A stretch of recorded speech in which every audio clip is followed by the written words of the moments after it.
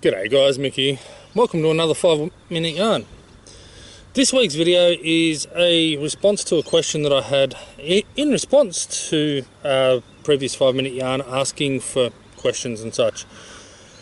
And this one is in regard to what I take hiking.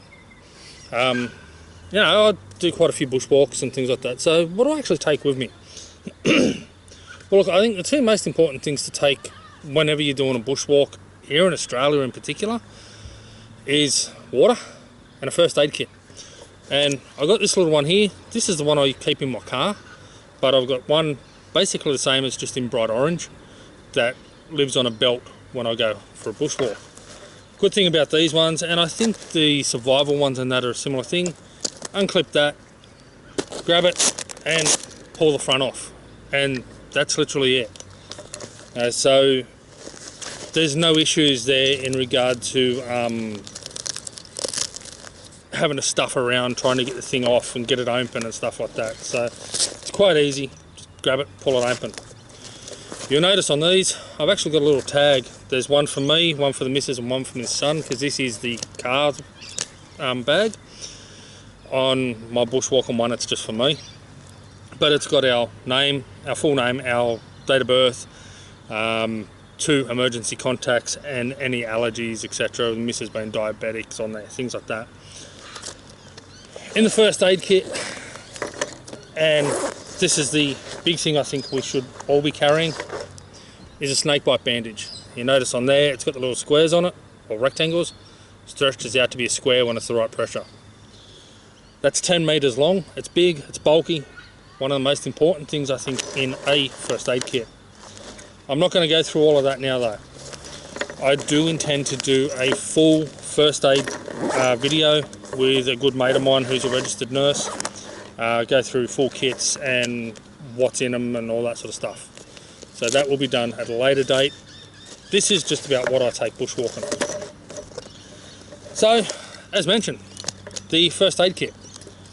I do take I think it's stainless steel. I don't know if it's stainless or alloy, but I'm pretty sure it's stainless.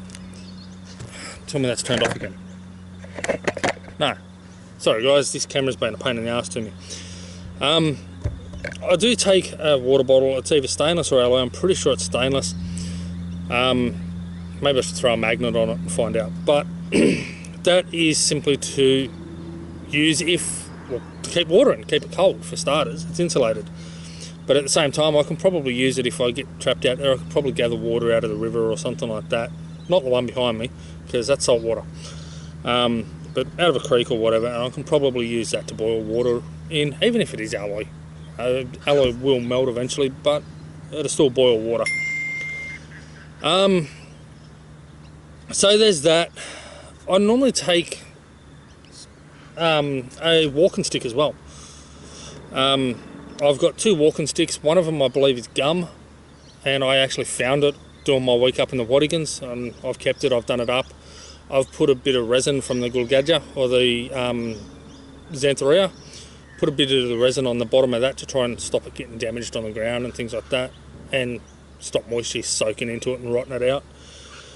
I've also got a Xanthoria spike or Gulgadja spike. The Gulgadja spikes, look, I'm not going to tell you to cut the things down, but if you can find one that's laying on the ground and it's long enough and it's relatively straight, in general they are pretty damn straight, and when they're dried out they are really, really bloody light, but they're still relatively strong. I wouldn't say put your entire weight on it, but they're relatively strong. So Gulgadja spikes are great for walking stick. The other one's not bad either, it's got a bit of a spike on the end of it. You've seen that in quite a lot of my videos actually. And then the other thing that I always take with me when I'm going for a walk is my phone. Even though I might not always have signal, I can share my location.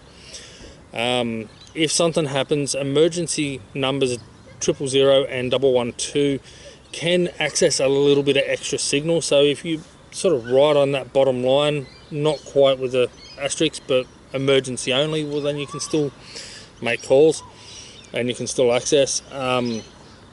If something happens and you are sharing your location, it will show your last location.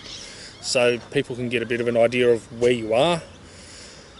Things like that. So your mobile phone is always good to have, and make sure it's fully charged before you head out.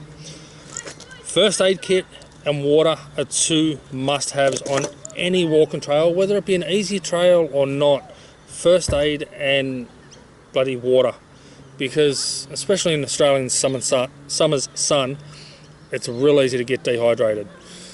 I am working towards upgrading both this kit and my snakebite one for my walks. And I'm also planning to do a small bug out kit. I've got a belt. You've seen me wearing the belt a number of times now. Summers Befalls, for example, when I fell on my ass, I had my knife hanging off the belt. I carry the first aid kit on there now. I do generally carry a backpack, but that's mostly for cameras and stuff, more so than first aid equipment or anything. But yeah, that belt that I've got now that you saw with a knife on it carries the first aid kit. I plan to do another bag, which is sort of going to be a bug out bag. Be basically the same as these, just without the first aid symbol on them. And I plan to have a little mirror with a compass in there. I plan to have, I think they're called a space blanket, this real bright silver reflective things that are great for insulation. They're great for just general shelter, but if you're out in the middle of winter or something or doing a hike and it gets cold, they're great for that. Maybe some emergency rations, flint and steel, things like that. I want to have all these sort of things in there as an emergency bug out bag, so that if I do a walk like I did Moonee Beach when I did my ankle in, you know, I might be able to, if I'm in the middle of nowhere doing that, I might be able to survive overnight a bit easier and be a bit safer, and have the facilities there to make a fire and to boil water and all that sort of thing.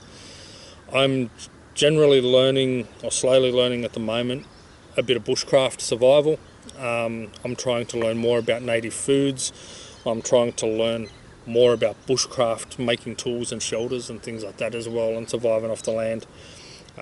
Things like making a hand drill to start a fire or a bow drill to start fires, things like that. So yeah, that's basically what I take when I go for a walk, and yeah, I'm trying to learn more and trying to do a bit more and eventually carry a bit more. So alright guys, take care, peace, and as always, I'll see you on the tracks.